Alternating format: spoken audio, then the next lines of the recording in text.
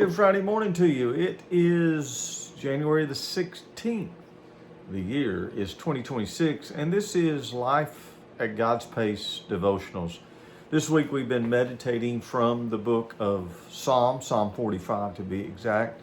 And yesterday we looked in Psalm 45 verse 6. We looked at the words, "Your throne, O God, is forever and ever." That's an awesome thought. That's something we need to meditate on quite a bit in our lives.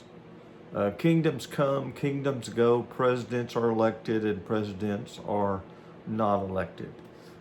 In this world, even no matter how long it is, power ceases to be. But God's throne, God's rule, King Jesus, it is not less than, it's always perfectly ruling and reigning and sovereign in this world. Sometimes that presents a little difficulties, we think, for us, but in those hours we just have to have faith knowing that God is indeed good. So let's look at the rest of verse 6 and 7, and I want to ask you a question. I want you to meditate on this question later after the video goes off. Have you forgotten how great Jesus is? Have you become too familiar with Jesus? Now, those are some weird questions to ask, aren't they? You say, well, I know he's God. I know he's this. I know he's that. But I think we become too familiar with Jesus when we just go through life without being left in wonder how great and awesome he is and who he is.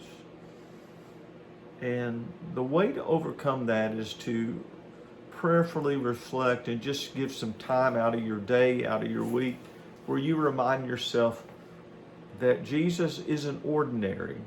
He is extraordinary. He is beyond ordinary. And so at times we just forget how great he is. It's sort of like we get used to things in our home and we may not even notice them. We adapt to the situation. Then a stranger comes in and they notice something. And so I think we need to spend some time this weekend just praising Jesus, reflecting on who he is. Listen to the rest of verse 6 and into verse 7 today. Your throne, O God, is forever and ever. A scepter of uprightness is the scepter of your kingdom. You have loved righteousness and hated wickedness. Therefore, your God has anointed you with the oil of joy above your companions. So, first of all, the scepter was a symbol of authority, and absolute authority, it has been said, corrupts absolutely, but this is not the case. Jesus is indeed the exception to the rule. Jesus is all powerful, all knowing, everywhere present. All those attributes we can throw his way, and yet he is not corruptible. He is he is upright. He does things. He has a moral sense of just goodness, righteousness.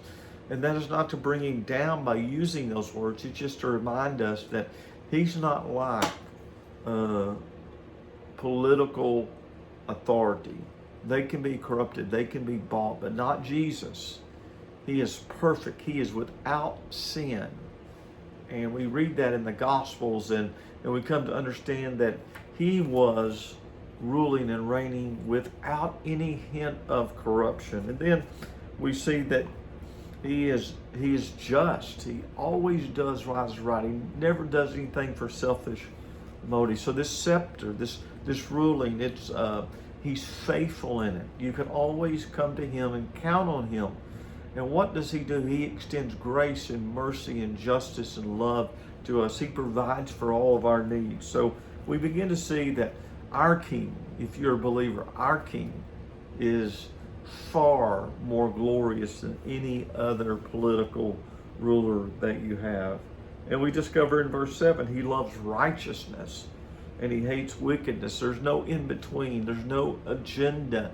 It is simply this: he loves righteousness and he hates sin. And so he loves a sinner, yes, but he hates sin. He hates sin. And we should hate sin too. We can love the sinner, we can love the person, but we can actually have a hatred for sin. And he goes on to says that, therefore God, your God, has anointed you with the oil of joy above your commandments, above your companions. I like something that I missed earlier. Verse 6 begins, your throne, O God. And then down here it says, your God has anointed you. So we have this Trinitarian statement. We have this, it may be a little subtle, but it shows a distinction within the Godhead, right? He calls him God, the writer does, and then he says, your God that has anointed you. So there is that distinction. Then in verse 8, I'll give you a bonus one real quick. Verse 8 and 9 just shows the glory of his reign continue. His garments are fragrant with myrrh, aloes, and cassia. Out of the ivory palaces, string instruments have made you glad. King's daughters are among your noble ladies. At your right hand stands the queen in gold. So from Ophir, but all these things just remind us that, man, our Savior is awesome. That's too common of a word, isn't it? But this is who we serve. So perhaps today you need to get back and just reflect on the glory and majesty of King Jesus. You can do that by meditating on the Psalms I just read, Psalm 45, 6, and 7. Or perhaps you want to go to the Gospel or Philippians chapter 2 or the book of Hebrews. It's really one book about the greatness of God. There's a lot of good passages, and I would urge you to do that this weekend. You have a great day. I appreciate you.